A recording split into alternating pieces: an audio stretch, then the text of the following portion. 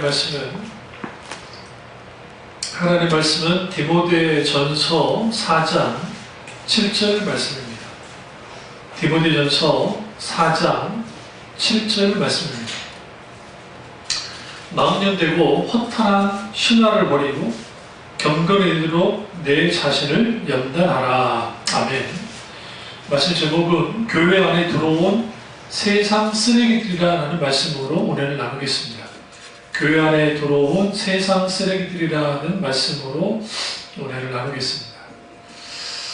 어느 때나 구약이든 신약이든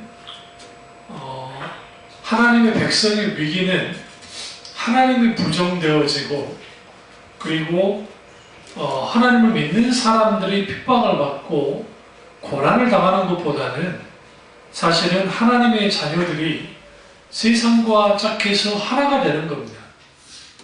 대표적인 게 노아 시대에 하나님의 아들들과 그리고 세상 딸들이 하나가 되어지듯이, 혼합되어지듯이 그러한 일들이 아주 심각한 일을 이제 만들어냅니다. 그것은 하나님의 아들들이 세상의 딸들에 의해서 잠식이 되어지고, 그리고 하나님의 백성들이 완전히 타락하게 되는 겁니다. 그런 의미에서 교회는 세상과 함께 할 수밖에 없고, 그럼에도 불구하고 세상과 구별되어져야 하는데, 오늘날 너무나 많은 교회들이, 너무나 많은 교인들이 세상과 함께 하는 것을 보게 되어집니다. 그 이유는 무엇일까 할 때에 사실 여러 이유가 있습니다. 그것은 우리가 늘 신앙생활 하면서 우리가 영적으로 깨어서 영적인 분별력을 계속적으로 갖지 않으면 젊은 시절에, 그리고 영적으로 온전히 깨어있을 때에는 분별을 하지만 나이가 들어가면서 이 분별력이 떨어지는 것을 봅니다. 그 대표적인 게 사무엘이에요. 왜 그러냐면 사무엘 제사장은 아주 하나님 앞에 뛰어난 사람입니다. 그러니까 사사시대가 하나님의 음성을 들을 수 없는 시대였고, 그리고 하나님의 임재가 없던 시대입니다. 그는 어린아이 때 하나님의 음성을 들었고 엘리 밑에서 이제 일종의 도제 교육을 받았던 사람입니다. 아주 정말 하나님의 뜻 가운데 잘 이스라엘 민족을 이끌었지만 그 자식들에 대하여서는 아주 큰 실패를 하고 맙니다. 그러니까 엘리의 두 아들도 망나니였지만 사무엘의 두 아들은 한 발 더 나아가서 완전히 아버지의 얼굴을 정말 먼체를 하고 하나님을 적극적으로 무시하고 대적하는 일을 했습니다. 그것을 온전히 통제하고 그것에 대해서 막아야 될 책임 있는 사람이 아버지였던 사무엘인데 그 일을 하지 못했던 겁니다.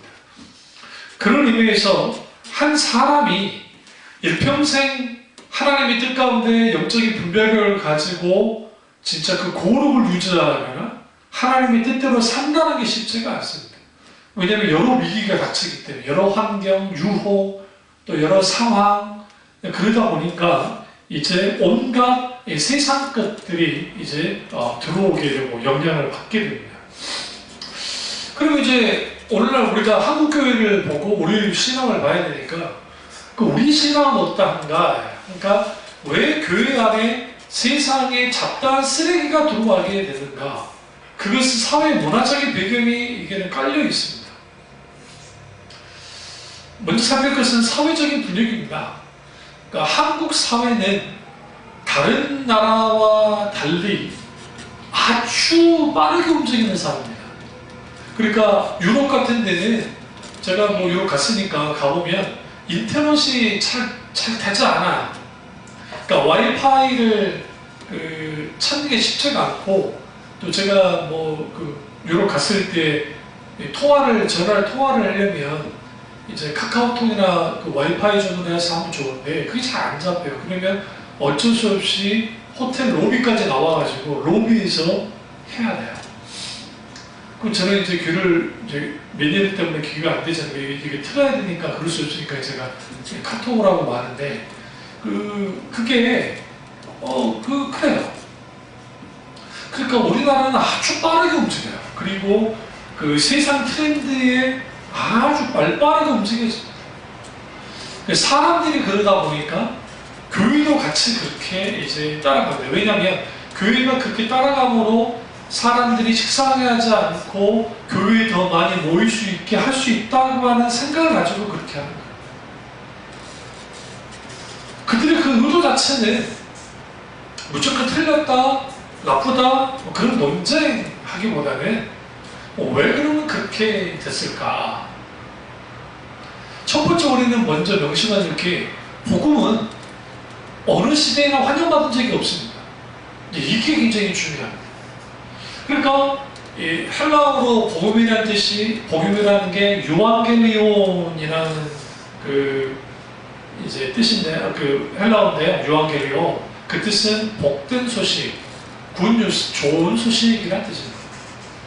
근데 이 복음은 결국은 예수 그리스도, 그러니까 복음에 담겨 있는 것은 예수 그리스도께서 모든 죄를 담당하시고 십자가에 죽어서 우리 죄를 사해 주시는 그 사실을, 그 실질적인 것들을 받아들이는 거예요. 그리고 내가 주님 안에서 철저히 나의 죄를 회개하는 것, 그것이 복음이 요구하는 겁니다. 그러니까 어느 시대에나 우리가 복음을 받아들이려면 내가 죄인인 것을 먼저 인정을 해야 되는 거예요. 죄인인 것을 인정을 해야 되니까 거북스러운 거예요. 그래서 예수님 시대이든 어느 시대이든 오늘날 우리 시대이든 간에 사람들이 받아들이기 거북스러운 게 복음입니다. 중요한 것은 그 복음이 세상에서 외면당하는 것은 그럴싸하고 그럴 수 있다고 생각하는데 문제는 뭐냐면 교회 안에서도 외면당합니다. 어떻게? 가짜로. 갈라디아서 한번 가보실까요? 이거 딱 잘 잡으세요. 딱 잡아두시고요. 갈라디아서 한번 가보겠습니다. 갈라디아서는 이제 앞쪽에 있습니다. 쭉 보시면 갈라디아서 1장 딱 가보시면 6절을 보겠습니다. 갈라디아서 1장 6절 그리스도의 은혜로 너희를 부르신 이를 이같이 속기 떠나 다른 복음을 따르는 것을 내가 이상하게 여기노라. 다른 복음은 없나니 다만 어떤 사람들이 너희를 교란하여 그리스도의 복음을 변하게 하려 함이라. 이걸 우리가 좀 깊이 좀 이해해야 되는 게 다른 복음이라는 표현을 쓰니까 마치 다른 복음이 있다고 생각하는 거예요. 근데 이 문장을 잘 보세요. 다른 복음은 없어요. 그럼 뭐밖에 없는 거예요? 거짓 복음, 가짜 복음만 있는 겁니다. 그럼 뭐가 가짜 복음이에요? 복음을 변질시킨 게 가짜 복음입니다. 그럼 갈라디아 상황은 뭐예요? 예수 그리스도를 믿는 복음 외에 십자가의 복음 외에 뭐가 같이 있어야 된다? 율법의 행위가 있어야 구원을 받는다고 유대로부터 온 소위 위대한 선생이라고 하는 사람들이 갈라디아 교인들을 어떻게 해서 효력한 거예요. 그러니까 십자가의 복음에 다른 어떤 것을 혼합시키는 것, 이 모든 것들의 행위가 가짜 복음으로 전락하게 된 아주 중요한 촉발이 됩니다. 그러기 위해서 교회마다 뭐가 강조되어야 되냐면 예수 그리스도의 십자가가 강조되어야 돼요. 과거에 우리 믿음의 선배 목사님 중에 어떤 목사님이 그 말씀하신 적이 있어요. 우리가 설교를 할 때 구약을 설교를 해야 돼요. 어느 부분을 설교해야 된다. 결국 마지막에는 예수 그리스도의 십자가로 가야 된다. 왜 그러냐면 결국은 구약의 사람들도 오실 예수 그리스도로 인해서 구원을 받았고 신약의 사람들도 오신 예수님에 의해서 구원을 받았고 오늘 우리 세대는 오신 예수님과 다시 오실 예수 그리스도로 인해서 구원을 받기 때문에 구약을 설교는 어떤 설교든 결국 마지막은 예수 그리스도 결국 모든 것이 모아져야 된단 말이에요. 그 말은 옳은 말이에요. 그러기 위해서 우리는 세상의 쓰레기들이 왜 이렇게 들어왔을까? 그 이유는 딱 한 가지예요. 복음의 능력을 상실했기 때문이었습니다. 왜냐하면 복음의 능력이 있으면 제가 말씀드렸죠? 어느 시대에나 복음은 환영받지 못했고 그러나 환영받지 못했던 시대지만 복음의 능력이 나타날 때에는 세상이 감히 그 복음 앞에 뭐 하지 못했다? 맥을 못 쳤단 말이에요. 왜? 복음이 확장됐다는 걸 보고 알 수 있지 않습니까? 오늘날의 교회가 프로그램이 없어서 사람이 없는 게 아니고, 혹은 사람이 있다 할지라도 거기에 실질적인 하나님이 그토록 원하는 교회가 되지 못하는 이유는 뭐냐면, 프로그램도 많고 사람도 있고 다 있는데 뭘 상실하고 하냐면 예수 그리스도의 십자가의 복음이에요. 왜 십자가 복음이 뒤로 밀려나야 되냐면, 예수 그리스도의 십자가의 복음이 뒤로 밀려나야 사람을 더 끌어들일 수 있기 때문에. 이런 실수를 누가 했냐? 영국교회가 했다니까요. 똑같이. 역사상 단시간과 폭발적인 부흥을 경험했던 교회는 영국교회와 미국교회 그리고 한국교회예요. 미국교회는 그나마 처음 시작이 주류예요. 주류. 이 사람들은 주류로 시작됐기 때문에. 그런데 지금 아직도 미국에서는 힘을 발휘하고 있어요. 아직까지도. 근데 굳이 더 따지면 한국교회와 영국교회가 이제 그런 하나님의 부흥을 경험했다고 보는데, 영국교회가 결국은 예수 그리스도의 십자가의 복음이 뒤로 밀려나기 시작하면서 그 수많은 세상적인 프로그램, 사상, 그리고 어떤 그 기타 등등 방법론들이 교회 안에 들어오기 시작했어요. 교회 안에 들어오면서 그걸 통해서 사람들에게 아주 좋은 역할을 하는 듯 했어요. 근데 그것까지는 괜찮은데 뭐까지 제거하기 시작했냐면, 세상이 흘러가는 트렌드에 맞춰서 이제는 결국은 예수 그리스도의 십자가, 예수 그리스도를 통해서만 구원받는다고 하는 사실, 이런 모든 것들을 다 파괴시키기 시작합니다. 천국과 지옥, 회개, 그리고 반드시 중생해야 된다는 거, 그리고 교회는 더 이상 종교화되면 안 된다는 거. 그러나 철저하게 세상과 짝하면 무슨 일이 벌어지느냐? 교회가 종교화되는 현상이 일어나는 거예요. 신자가 종교적으로 소위 말하는 종교 생활을 하는.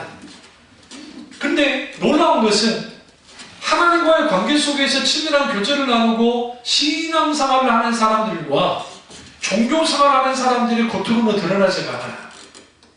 사실은요. 오히려 종교생활을 하는 사람들이 더 강하게 드러나게 돼요. 왜 그러냐면 그들은 종교적인 의무와 형식을 아주 중요시 여기고, 그리고 그것을 통해서 신으로부터 혹은 하나님으로부터 아주 자기가 복을 받고 뭔가 좋은 것을 얻을 수 있다는 생각이 있기 때문에 일종의 하나님과 계약관계를 맺고 뭐 하는 거예요? 열심을 다하는 거예요. 그런 의미에서 아주 믿음이 좋아 보이고 신앙이 좋아 보여요. 근데 문제는 뭐냐면, 한계에 다다를 때, 고난을 경험할 때, 문제 앞에 섰을 때, 그러니까 문제 앞에 섰을 때에 고스란히 그 사람의 믿음이 그냥 드러납니다. 진짜 이 사람이 하나님을 믿었는지, 아니면 자기가 원하는 하나님을 믿었는지, 그러니까 성경에서 말하는 하나님을 믿었는지, 자기가 원하는 하나님을 믿었는지, 이게 드러나는 겁니다. 그래서 교회 안에 너무나 많은 세상 쓰레기들이 들어왔는데, 이 현상은 우리 시대의 현상만이 아니라 구약부터 시작해서 신약 이르기까지 동일한 현상입니다. 이게 별다른 게 없습니다. 그럼 왜 교회가 오늘날 이렇게 무력해졌느냐? 영적 전쟁, 다시 말하면 세상과 싸우기를 포기했기 때문에 그렇습니다. 어떻게 포기했느냐? 잘 들으세요? 우리 입장에서는 평화하자는 거예요. 안 싸울게, 세상과. 우리 주장 맞다고 하지 않을게. 그러니까 평화하자라는 것이고, 세상 편에서는 그들이 평화하자고 나온 것 같지만 사실은 세상 조류가, 세상 물결이 워낙 세기 때문에, 강하기 때문에 거기에 백대를 둔 거예요.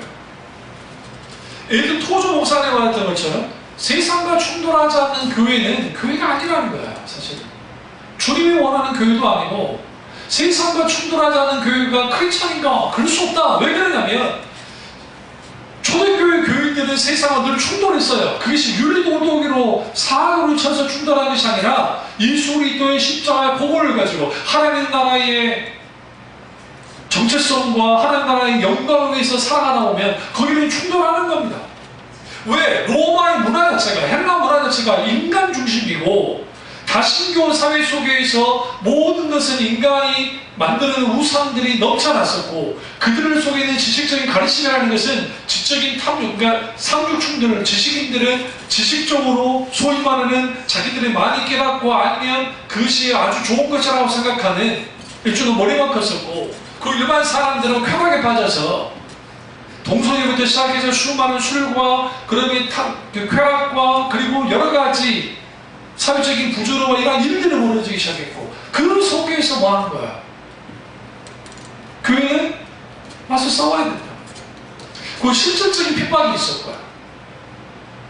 그 속에 교회가 존립할 수 있었던 것은 예수 그리스도의 십자가의 복음 외에는 존립할 수가 없었어요. 그러나 기독교가 고인된 다음에 AD 313년에 밀라노 침략을 콘스탄티누스 대제가 한 다음에 교회가 공인되어졌고, 불과 한 50년도 안 돼서 교회가 국교가 된 거예요. 기독교가 국교가 되고 난 다음에 했던 일들은 뭐냐? 콘스탄티누스 황제가 기독교를 공인한 다음에 종교를 공인해 준 거예요. 그 전까지 핍박을 했다가. 그 사이에 교회가 굉장한 뭘 겪느냐? 혼합들 종교 신앙. 국교가 되면서 그걸 완성이 되어버립니다. 그리고 뭐가 등장하느냐? 교황이 등장합니다. 그러면 구약에 가볼까요? 구약에 노아 시대뿐만 아니라 이제 그 노아 이후의 시대, 그러니까 야곱이 그 드라빔이라고 하는 것을 라헬이 아버지 집에서 훔쳐서 오른 행동이 있습니다. 드라빔이라는 게 뭐냐면 우상인데, 이게 그 각 가정을 지키는 수호신이에요. 근데 크기가 각기 달라요. 그러니까 저보다 훨씬 큰 드라빔도 있고, 손에 그냥 이렇게 줄 수 있는 그런 드라빔도 있어요. 작은 드라빔도 있어요. 근데 라헬이 훔친 것은 아버지 집에 이렇게 자기 사타구니에 접어 넣을 수 있을 만큼의 크기였나 봐요. 그걸 훔쳐서 달아 나왔습니다. 그럼 왜 그렇게 훔쳐서 달려 나왔어요? 당연하죠. 그것을 통해서 보호받고 싶어 한 거예요. 성경은 야곱이 몰랐다고 생각하는. 그러나 디나가 이제 성폭행을 당하고, 이제 야곱의 아들들이 시몬과 레위가 가서 이제 진멸을 하잖아요. 하물 족속을. 그래서 놀라서 도망쳐 나올 때, 그때 야곱이 했던 게 뭡니까? 수많은 우상들을 땅에 묶고 나왔다. 이게 굉장히 시사한 바가 큽니다. 한 사람이 신앙생활을 하면서, 혹은 한 교회가 하나님의 나라의 사역을 감당하기 위해서 가지만 항상 거룩한 채로 있을 수는 없다는 거예요. 그러니까 그 큰 사건 속에서 죄를 뒤집어쓰고 옷을 찢으며 하나님 앞에 온전한 회개를 하는 겁니다. 그때 했던 게 뭐냐면, 세상 기준으로는 가치 있고 아주 소중하고 좋은 것들이었다고요. 왜냐하면 금은무치, 장신구, 우상, 이게 그 당시 아주 가치 있는 것들이고 제3이란 말이에요. 근데 그것을 땅에다 묶어올 정도로 쓰레기를 버린 거죠. 오늘날 교회가 어떤 일을 하지 못했냐면, 교회들과 마찬가지로 우리 속에 차곡차곡 쌓이는 쓰레기를 버리지 않은 거예요. 우리가 세상에 이런 일이라고 하는 그런 그 프로그램을 보면 집에다가 차곡차곡 막 쏘아놓은 잡동산이나 막 쓰레기들을 쌓아놓은 사람들 있잖아요. 이게 이제 편집증인데, 일종의. 왜 수집을 하는 거예요? 왜 수집을 하느냐? 그 쓰레기가 재산이 될 거라고 생각하는 거예요, 이 사람은요. 가치 있다고 생각하기 때문에. 오늘날 교회가 세상 쓰레기들이 가치 있다고 여기고, 소위 말하는 그 물질적인 어떠한 그 성공, 그리고 물질적인 복, 그리고 큰 건물, 많은 것 높아지고 커지고 하는 이런 모든 것들, 그것을 계속 가지고 들어와서 교회 안에. 그러니까 그런 프로그램이나 그런 것들은 많이 발전했죠. 엄청날 정도로. 근데 문제는 뭐냐면, 그 쓰레기가 차곡차곡 쌓이는 거예요. 근데 그 안에 있는 사람들이 그게 쓰레기라고 생각하지 않고 가치 있다고 얘기하는 거예요. 그러니까 수많은 프로그램, 거기에서 저게 일컬어지는 수많은 가르침들, 그것이 하나님의 말씀을 비교해서 이 맞는지 아닌지 분별하지도 않고 어떤 사실상 그냥 목사의 말을 그냥 따라가고 그 교회 분위기에 그냥 신앙의 분위기를 따라가는 그런 일들이 나는 거야. 이게 바리새인들이 그랬다. 바리새인들이 회처럼 무덤 같다고 했던 말이 뭐냐면 바리새인들 속에 채워지는 게 뭡니까? 세상 쓰레기들이에요. 사실은 그들이 탐욕에 빠졌다 했잖아요. 그럼 왜 이러한 일들이 벌어지는 것인가? 교회가 복음의 능력을 잃었기 때문이고 교회가 세상과 싸우기를 포기했기 때문에 우리가 백기를 들었기 때문에. 근데 우리 편에서는 백기를 들었다고 생각하지 않고 뭐라요? 우리가 평화하기 위해서 안 싸우는 거다. 싸울 수 있지만. 근데 문제는 뭐냐면 광화문에 나가서 하는 그 사람들은 어떻게 이해해야 되는 것인가? 그 사람들이 마치 세상과 싸우는 듯 하는데 정말 그게 세상과 싸우는 것입니까? 그렇지 않아요. 일종의 종교적인 관계예요, 관계.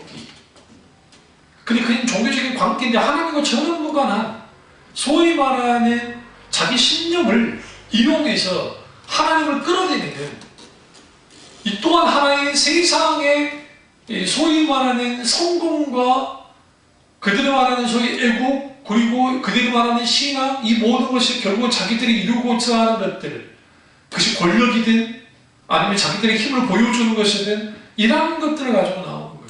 그러니까 세상에서 비판을 받죠. 이번에 그 한국교회 교회를 어느 정도 신뢰하십니까? 라고 하니까 국민의 거의 70% 가까이가 한국교인들을 신뢰하지 않는다. 누구의 공이 큽니까? 전한국의 공이 커요. 요즘 신천지 이단들이 저한테도 북쪽 편지를 보내요. 보내는데 거기에 뭐가 써있는 줄 아세요? 전한국의 그 양반이 했던 말 하나님 까불지 마 죽어 라고 하는 내용 가지고 소위 한기총 뭐라는 사람이 이럴 때 하면서 보내면서 이래도 거짜가 아닙니까? 라는 식으로 공격해요. 그러니까 누구도 이용을 해요? 신천지 이단들도 이용을 해요. 그럼 왜 이런 자태가 일어나는가? 왜 이런 일들이 벌어져 버리는가? 그 이유는 뭐냐면 복음을 잃어버리면 그 구성원들이 사명과 소명을 잃어버려요. 다시 말하면 종교적인 이유는 가득 찰 수 있어요. 종교적인 목표를 가득 찰 수 있어요. 근데 뭘 잃어버리면 사명과 소명을 잃어버려요. 목사가 사명과 소명을 잃어버리면 괴물이 됩니다. 신자가 사명과 소명이 없으면 이걸 잃어버리면 이들은 말 그대로 자기들만을 위한 자기 중심적으로 모든 것을 청취하기 위한 그냥 종교인에 불과해요. 종교인에. 그리고 영적인 분별력이 없기 때문에 누군가 옆에서 이렇게 뭡니까 선동을 하면 그게 같이 선동하는 거 그게 믿음이라 생각해요. 그게 신앙이라고 생각하고 이런 일들이 벌어지고 있죠. 그럼 오늘은 사도 바울이 오늘 본문으로 돌아와서 디모데전서 4장 7절에 망령되고 첫 번째, 두 번째 허탄한 신화를 버리고 망령되다는 것은 뭐와 관계 있는 것일까요? 하나님께 대하여 망령된 것들이 있습니다. 그러니까 여러분 우리가 문화를 이해할 때 이번에 기생충이라고 하는 영화가 나왔는데 그 영화가 아카데미 상을 받아서 그럼 우리 무비판적으로 그 영화를 받아들여야 됩니까? 그렇지는 않죠. 여기서 말하는 비판은 나쁜 비판을 말하는 것이 아니라 신앙의 관점에서의 건전한 비판을 가해야 돼요. 그리고 우리가 받아들일 것은 받아들이고 아닌 것은 아니라고 할 수 있어요. 근데 여기서 우리가 한 가지 아셔야 될 게 그 영화가 아주 전 세계적으로 아주 이슈를 줬는데 여기서 서글픈 진실이 있는데 어떤 게 있냐면 그 영화는 문제제기를 했고 그 문제제기에 동감하는 사람들은 너무너무 많은데 사실 그 문제를 해결할 사람은 없는 거예요. 이게 현실인 거야. 이게 전 세계의 현상이에요. 전 세계. 누군가는 그걸 해결해야 되는데 해결 안 되는 거예요. 왜 해결 안 돼요? 인간의 타락한 본성이 인간은 본래 그러니까 탐욕을 갖고 있기 때문에 그 탐욕을 누군가 끊을 수가 없어요. 첫째는 우리의 본성이 탐욕으로 가고 두 번째 사탄이 부추기고 세 번째는 세상이 그래요. 이 세상은 더 가지고 더 좋은 것을 가지고 더 아름다운 것을 취하고 더 모든 것들을 하라고 해서 가르쳐요. 그러니까 그렇게 되기 때문에 나는 더 가져야 되고 더 해야 되고 하는 거예요. 문제는 뭐냐면 교육을 받는 크리스찬들이 세속 교육을 받잖아요. 세상 교육을. 세상 교육을 받다 보니까 세상 가치관 그대로 가지고 교회가 나오는 거야. 그래도 믿는 크리스찬 선생님을 잘 만나가지고 신앙지도와 함께 인격지도와 그리고 정말 세상을 건전하게 볼 수 있는 안목이 키워주는 게 착했는데 그렇지 않게 됐을 경우에 예수 믿는 친구들이나 예수님 믿지 않는 친구들이나 별반 다를 거 없는 그런 친구들이 되어버리는 거예요. 사람들이. 그러면 관심사가 어디를 향하냐면 하나님의 자녀는 그들의 관심사가 하나님의 나라여야 되는데 세상 자녀는 하나님의 나라하고 전혀 상관없죠. 그들의 관심사는 이 세상에 있는 모든 것들이에요. 사실. 그러니까 관심사가 거기에 있는 거예요. 사람들이 그것에 관심사를 가지니까 설교를 예를 들어서 천국에 대한 설교를 하고 십자가 복음에 대한 설교를 하고 그런 회심과 그리고 기타 등등 여러 하나님의 진리들을 설교를 하면 사람들은 이렇게 생각하는 거예요. 너무 이 세상과 동떨어진 설교를 한다. 딴 나라 이야기한다고 생각하는 거예요. 그게 나와 무슨 상관이지? 우리 목사님은 너무 센스가 없는 것 같아. 우리 목사는 너무 시대를 읽지 못하는 것 같아. 시대에 대한 이야기를 해줘야 되지 않나? 적어도 이 시대가 어떻게 돌아가는지 말해줘야 되지 않는가? 그건 틀린 말은 아니에요. 그래서 필요한 게 변증적 설교예요. 팀 캐롤 목사님이 그 부분을 정말 잘해요. 그런 의미에서 변증적 설교가 필요하긴 한데 한 걸음 더 나아가서 세상이 추구한 바 그대로 세상의 것들을 하나님의 말씀에 비추어 그걸 분별하고 실질적인 진리의 말씀의 기준에 의해서 어떤 설교가 나가고 가르침이 나오면 괜찮겠는데 좋겠는데 그렇지 않고 인간적인 내용들 세상의 내용들이 그대로 교회에 들어와서 이쪽을 가르쳐지는 거예요. 선포되고. 저는 심리학을 공부했기 때문에 뭔가 그 심리학에서 말하는 것들을 그대로 납득하는 경우. 심지어는 스님들도 똑같이 해요. 그러니까 템플스테이에서 스님들이 뭐 하잖아요. 근데 그게 심리학에서 가르치는 방식이에요. 그게. 근데 마치 그게 예전에 그 소위 말하는 불교에서 대의도로 내려오는 그런 것처럼 모양을 갖췄을 뿐이지 사실은 그렇지 않습니다. 그럼 왜 그게 먹히느냐? 오늘날의 사람들이 그래요. 쉽게. 그래서 아주 세상의 쓰레기들이 이제 다시 구약으로 가면 구약에서 야곱이 그를 이제 깨부시고 그리고 어디로 들어가는 거야? 아버지가 계시는 이제 브엘세바로 가게 되는 겁니다. 그 브엘세바로 들어감을 통해서 이제는 그가 거기에서 비로소 하나님의 자녀로서 하나님의 사람으로서 살아가야 되는데 쉽지가 않았다는 거예요. 그래서 첫 번째 거기에서 이제 그 축이 유다에게 옮겨집니다. 그래서 유다가 가나안 여자와 결혼하고 일종의 아버지의 뜻과 다른 행동을 거침없이 합니다. 근데 아버지는 통제를 못해요. 전혀. 그러니까 하나님이 자녀를 안 준 거예요. 계속. 친 거죠. 그 사건이 그냥 나왔다 생각하면 크로노스잖아요. 아이를 왜? 유다가 장자의 명분을 갖고 있었기 때문에. 루벤은 야곱의 척을 건드렸기 때문에 안 되고 시므온과 레위는 아버지의 명령과 없이 하물 족속을 몰살하게 안 되기 때문에 그래서 유다가 중심에 대해서 나왔지만 그 유다가 가나안 여인과 그리고 또 아버지로부터 벗어나서 가나안 여인과 결혼해서 자식을 낳았고 그리고 그가 살아가는 방식 또한 세상 방식이었어요. 하나님과 전형관계로. 그러니까 거기에 하나님이 개입하셨고 오히려 이방 여자였던 다말을 통해서 여호와 하나님 그 신앙이 서버린 거예요. 역설적입니다. 그러니까 구약이든 신약이든 어느 시대에는 하나님의 백성은 혹은 하나님의 교회는 공격을 받아왔고 늘 그 싸움 속에 있어야 됐어요. 그리고 내가 싫든 좋든 어쨌든 간에 우리는 그 싸움 속에 들어갔어요. 들어갈 수밖에 없어요. 세계 2차 대전 때 히틀러가 폴란드를 집어삼키고 그리고 거기 뭐 그 나라들 다 집어삼켰어요. 근데 영국이 무슨 생각이냐면 저 정도 먹었으면 덜 하겠지라고 생각했다고. 뭐 설마 더 할까? 그런데 프랑스를 먹어버렸단 말이에요. 프랑스를 먹는 순간 영국이 전쟁을 할 수밖에 없었던 게 프랑스가 떨어지면 바로 지금 그 지구를 대해협입니까? 그게 넘어버리면 그냥 영국이 크지 않는 것입니다. 그렇게 멀지 않아요. 무슨 말이냐? 그 시대에 2차 대전 때 영국은 전쟁 안 하고 싶었고 안 할 거야 안 할 거야 그래서 반전도론도 높았고 안 해야 돼 안 해야 돼 계속 하니까 히틀러가 이 정도 인도 가만히 있네? 이리도 가만히 있네? 이리도 가만히 있네? 그러니까 프랑스는 순식간에 먹어버린 거예요. 왜? 그 엄청난 프랑스가 한순간에 파리는요 총 한 번도 못 쓰고 파리가 함락됐어요. 이게 오늘날 교회의 모습이에요. 사탄이 세상을 이용해서 세상 사상과 이것을 이용해서 계속 집어삼키고 집어삼키고 집어삼키고 집어삼키고 집어삼키는 거예요.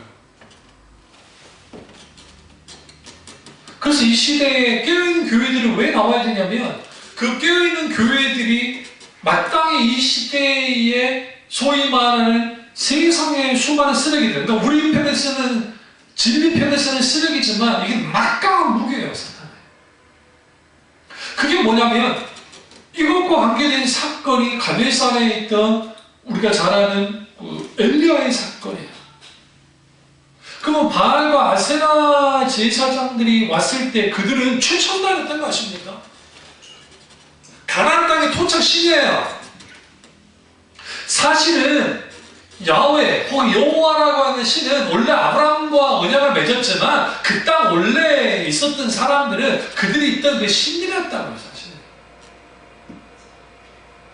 하나님 편에서는 우상 쓰레기에 불과하잖아요. 그러나 세상 입장에서의 바알과 아세라는 그들의 보호자이자 그들의 성공이자 그들의 풍요이자 그들에게 있어서는 아주 가치 있는 것들. 세상은 자기들이 말하는 가치 있는 것을 가지고 나옵니다. 그럼 멋져 보이고 실제로 힘이 있고 실질적으로 화려해요. 문제는 뭐냐면 교회예요. 교회가 그것을 봤을 때 와 화려하다. 그래서 소아시아 7교회가 기슈교에 보시면 세상과 짝하는 교회가 그렇게 나오는 거예요. 사대교회도 그렇고 막 그래버리는 거예요. 오로지 서머나 교회와 빌라델비아 교회만 그러지 않고. 근데 성경이 뭐라 합니까? 너희는 작구나 그러잖아요. 너희는 적구나. 너희는 연약하구나. 근데 진리를 지켰다는 거죠. 나 이런 교회 원해. 심지어는 라오디가 교회는 어떻게 했느냐. 세상 것들을 교회에다가 꽉꽉 채워놓고 하나님을 쫓아내버렸어요. 생겨 보시죠. 목사님 쫓아냈단 말씀 없잖아요. 있어요. 가보실래요? 계시록 3장 가보세요.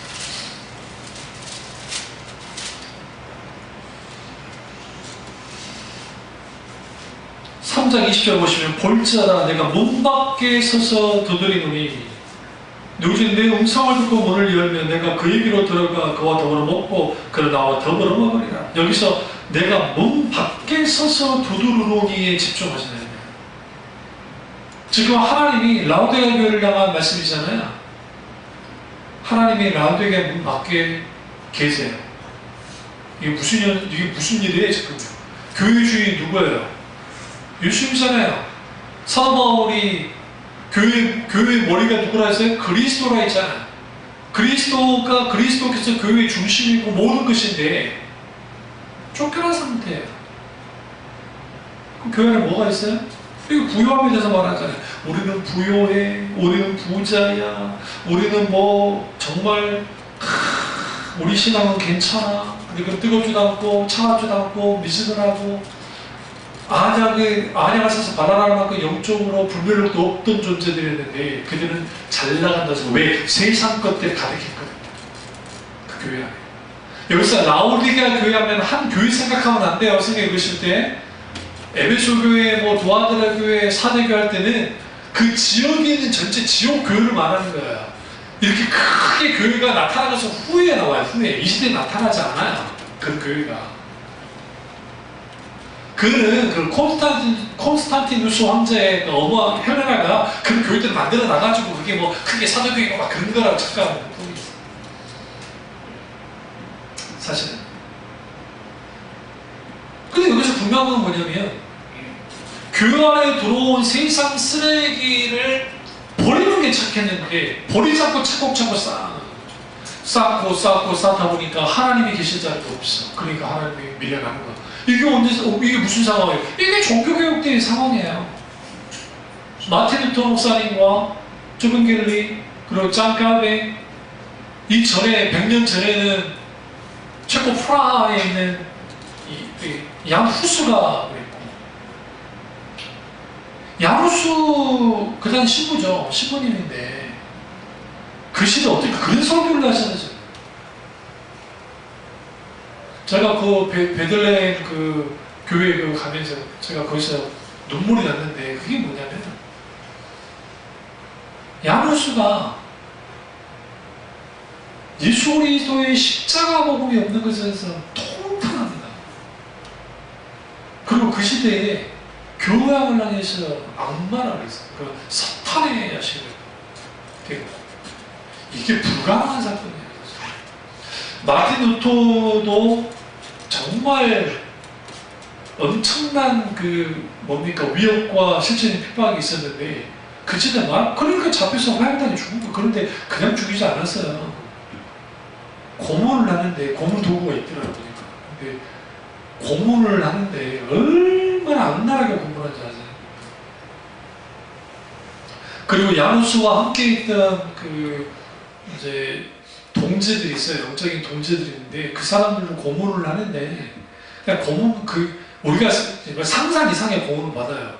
근데 그들이 다 철저히 예수 그리스도 그분을 중심으로 계속 뭉쳐 그러니까 안 해요. 뜻을 안 굽혀요.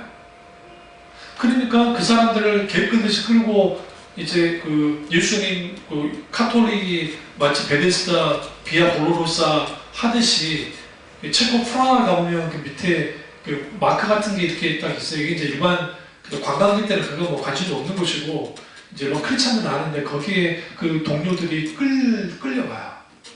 어디로? 프라하성으로. 뭐 까르게로 건너서 프라하성 가는데 그 프라하성이 딱 들어가고 난 다음에 어떻게 했냐? 그들 저 집을 던져버려. 이 밖으로. 던져서 죽였어요. 그러니까 어떻게 했죠?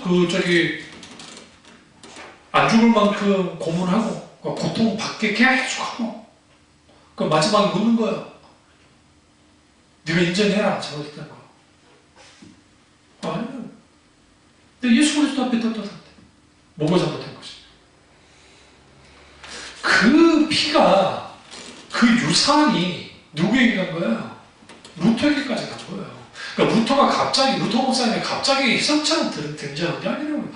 그 영국은 어땠느냐? 영국에도 그 성경을 집필했던 그 목사님이 생각이 나네. 그분도 15년이었는데 그 성경 그 영어로 번역했다고 죽었어요. 생각했어요. 위클리프 성경이 저 밑에 있는데 그런 일이 벌어진 거예요. 그럼 왜 했느냐? 당당히 교회 안에 돌아온 세상 쓰레기들을 다 버려버려요. 그리고 뭐만 세워? 예수 그리스도의 십자가의 무 성경 66권의 하나님의 말씀만이 교회 안에 세워진다. 이런 자리에 영웅이 등장하면 안 되는 거예요. 목사가 영웅 되면 안 돼요. 사실은 하나님의 영광을 좀먹는 성경 자세히 보세요. 성경에 사도 바울의 권위도 있고 베드로의 권위도 다 권위 있지만 그 초대교회의 거의 대부분의 상당수를 사도 바울이 개척한 거 아닙니까 사실. 근데 교회를 주장한 적이 단 한 번도 없어요. 그리고 성경에서 사도 바울을 베드로를 막 숭상한 흔적도 없어요. 언제 다 나왔느냐? 기독교가 공인된다는 다음에 성인으로 추대하면서 소위 사람을 신격화시키는 과정 속에 나타났다. 그 천국에 있는 사도 베드로와 사도 바울 선생님은 정말 미칠 일이요. 그런 거 보면 진짜 왜 그렇게 하느냐? 그 시대의 문화 속에서 수많은 그레코 로마 문화라고 하는데 그리스 로마 문화라는 게 철저히 사람 중심입니다. 그러니까 사람을 식격화시키고 눈에 보이는 신이어야 되는 거예요. 그러니까 그런 일련의 과정 속에서 수많은 쓰레기가 교회 안에 들어왔는데 오늘날에 보면 개신들은 어떠한가? 못지않게 들어와 있다는 겁니다. 그 대표적인 게 심리학적인 것들, 마케팅 이런 뭐 그런 책들 있잖아요.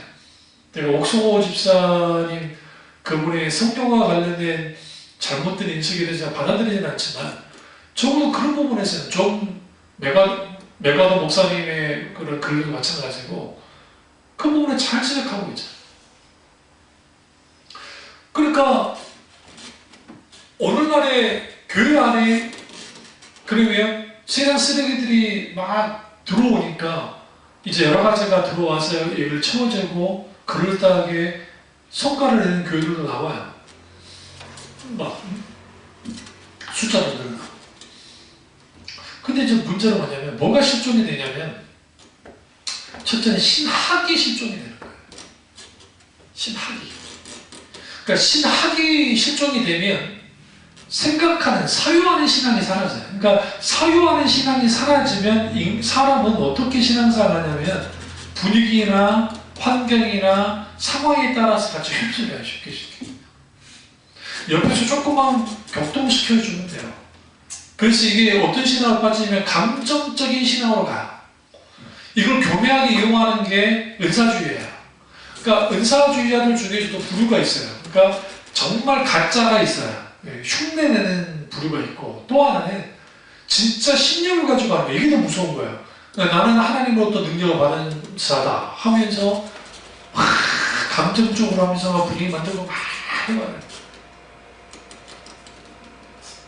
그게 마치 하나님의 역사인 거죠.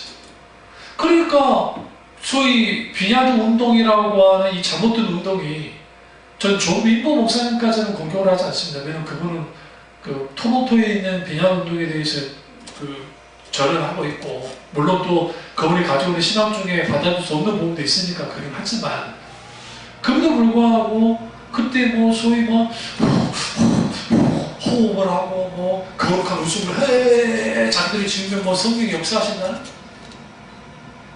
그런 식의 성령의 역사가 어디 있냐고. 성령이 인격적이시네. 물론 성령의 놀라운 역사 속에서 나타나는 현상 가운데 그 비인격적인 것처럼 보여주는 경우가 있을 수는 있어요. 왜 그러냐면 오순절 성령 강림 때 그 사건을 보세요. 사람들이 마치 소리치는 듯 하게 됐잖아요. 그것까지 구현하지는 않아요. 중요한 거는 교회 안에 너무나 많은 것들이 들어왔어요. 그러면 오늘날 한국교회 속에 외국도 마찬가지 이머징 교회라는 교회들이 들어와서 소위 관상기도라는 것을 가지고 이제 합니다. 그 관상기도, 우리는 뭐 주위에서 이머징 교회 같은 거 잘 못 보는 거는데 좀 숫자가 조금 많아지고 조금씩 이제 늘어나고 그리고 또 저희 제3 선진이라고 하는 메시아닉 주 그런 한국 교회가 막 그런 교회들도 있더라고요. 마치 예전의 과거에 이스라엘의 신앙 모습으로 돌아가야 된다고 주장을 하는 거예요. 근데 이게 아주 어리석은 게 예수 그리스도의 십자가 기독교는 예루살렘 중심성이 아니에요. 만약에 기독 신앙이 예루살렘 중심적이었다면 예수님이 이런 말 안 했을 거예요. 너희가 만민의 복을 전하라. 예루살렘과 온 유대와 땅끝까지 이르러 복음을 전해라. 모든 종교는 이슬람은 메카라는 것이죠. 사우디아라비아는 메카. 힌두교는 인더스강 있는 뭐 그런 쪽에 뭐 무슨 뭐 어떤 거기. 그럼 불교는 인도에 있는 보리수 뭐 거기 나무 있는데 깨달은 데 거기니까. 그리고 여러 종교들은 자기들만의 중심지를 갖고 있는데 사실 기독신앙은 예루살렘 중심은 아닌 거예요. 왜 그러냐면 그 중심지는 이동을 해요. 계속. 이게 아주 독특한 거예요. 그럼 어떻게 이동했느냐? 처음에는 예루살렘에서 모여서 뭉쳐 있었죠. 성령의 강림에서. 그런데 그 시점에 헤라파 유대인 크리스찬들과 히브리 불교파 유대인 크리스찬들이 거기서 같이 오순도순 잘하다가 강력한 핍박이 일어납니다. 사도 바울을 중심으로 그 대지사장에 의해서 핍박이 일어납니다. 그 핍박으로 인해서 흩어지는 거예요. 이걸 디아스포라라고 하는 흩어지는 거죠. 그럼 주님 뭐라 그랬어요? 예루살렘과 온 유대와 사마리아와 땅끝까지 이르러 복음을 전하라 했잖아요. 기독 신앙은 확장성이고 계속적으로 움직이는 거예요. 근데 어떻게 움직이냐? 예수 그리스도의 십자가의 낮아짐처럼 낮아지면서 움직여지는 거예요. 핍박이 있는 곳에, 고통이 있는 곳에, 고난이 있는 곳에, 십자가의 어떤 그런 곳이 있는 곳에 계속 나가는 거예요. 그러니까 예루살렘이 중심이었다가 그 다음에 안디옥으로 교회 중심으로 움직여지고, 안디옥에 있던 교회 중심이 에페소 교회로 움직여지고, 에페소에 있던 그 교회가 있잖아 로마로 움직여졌다는 거예요. 사실 문제는 로마로 움직였던 교회가 글씨만 타락을 한 거예요. 그 시대에 그것을 놓쳤던 사람이 아우구스티누스예요. 어거스틴이라고 하는 사람이에요. 아우구스티누스가 그것을 늦춘 거예요. 하나님의 친구교리, 오직 의로 말미암아 그 믿음으로 말미암아 의롭게 된다고 하는 그 친구교리를 드러내면서 다시 한번 재확인한다. 그리고 페라기우스 논쟁이라고 하는 그 엄청난 논쟁을 통해서 그가 이제 승리합니다만은 그는 그 속에서 됐는데 그 교회에 수많은 세상의 쓰레기가 들어오면 죽어버릴 거예요. 그렇게 지내기를 1000년을 지난 거예요. 1000년 이상 지나다가 독일의 이름 없는 대학 그 사제였던 그 교수 하나가 95교조 반복문을 쓰고 거기에서 논쟁을 벌이면서 축이 자연스레 독일로 넘어간 겁니다. 그래 그 독일로 넘어갔던 그 축이 루터의 실책에 의해서 결국은 스위스 제네바로 까르벤 스님에 의해서 30년 정도 차이가 나요. 그 나이 차이가. 그래서 까르벤 스님이 있었던 스위스로 원래 까르벤 스님은 프랑스 사람이에요. 거기서 있었고 거기에 있던 그것이 어디로 넘어가느냐? 영국으로 넘어가는 거예요. 축이.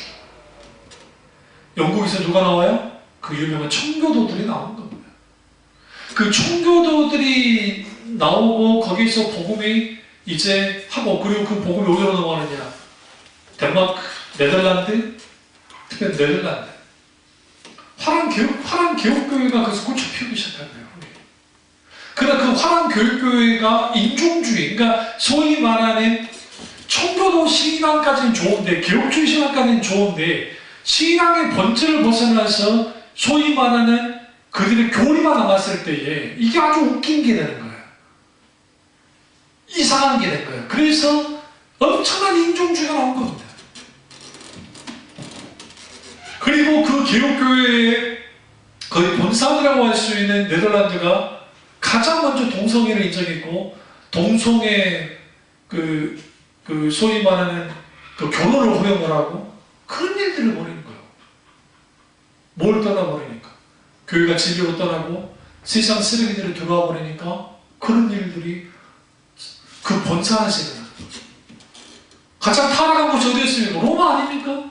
로마가 뭐였습니까? 가장 중세시대 때 교황과 그리고 수많은 사자들과 그 속에서 수많은 죄악이 가득했던 곳이 뭐죠?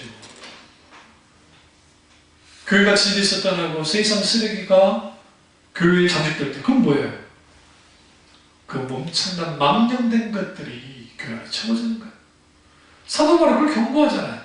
망령된 것과 헛된 신화를 버리는 거예요. 헛된 신화는 뭐야? 이게 그리스 로마 시대잖아요. 그들에게 있어서 헛된 신화는 로마의 방대한 제국, 그 어마어마한 제국 속에 이루었던 업적들이 있습니다. 대단하죠. 문명적인 대단하고.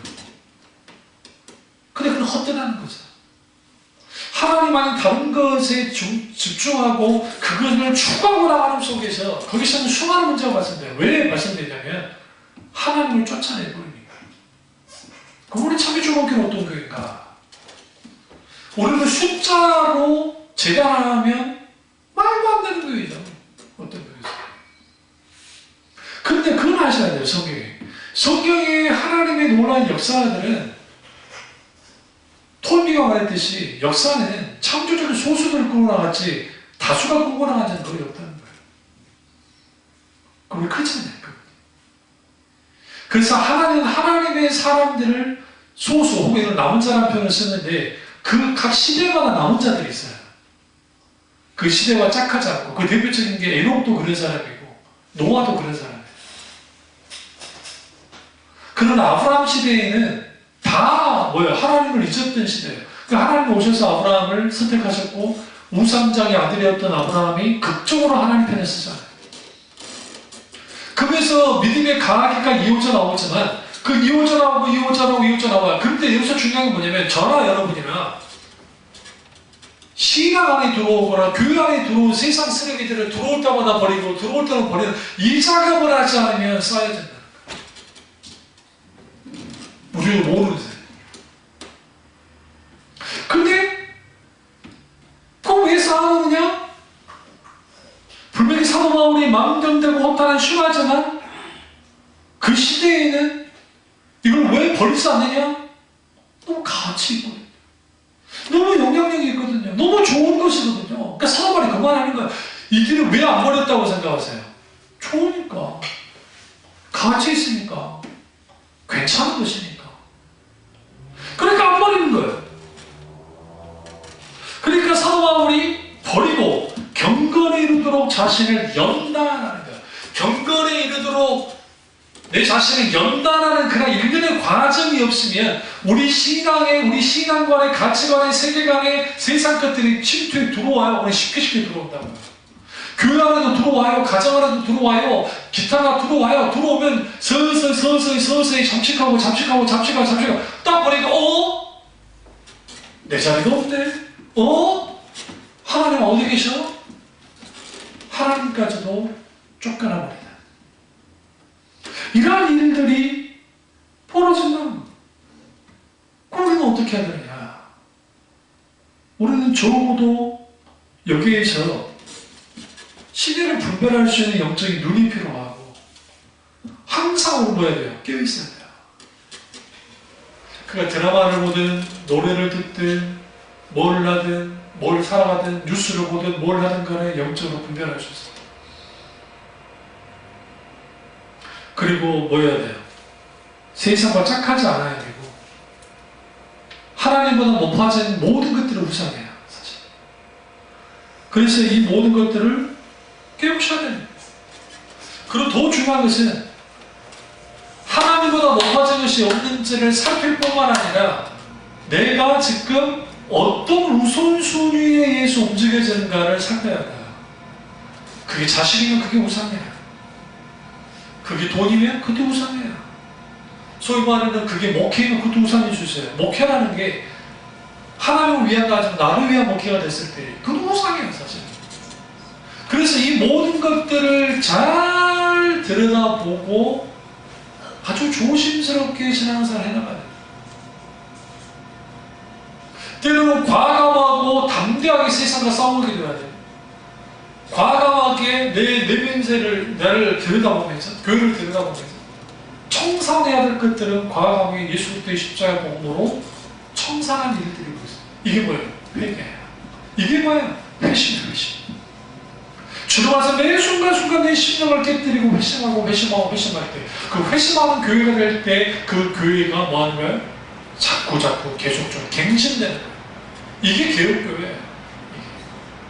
이 사실을 깨닫고 교회 안에 들어온 세상 쓰레기, 내 안에 들어온 세상 쓰레기를 온전히 주님 안에서 버리는 저와 여러분 되시기를 주님으로 축원합니다.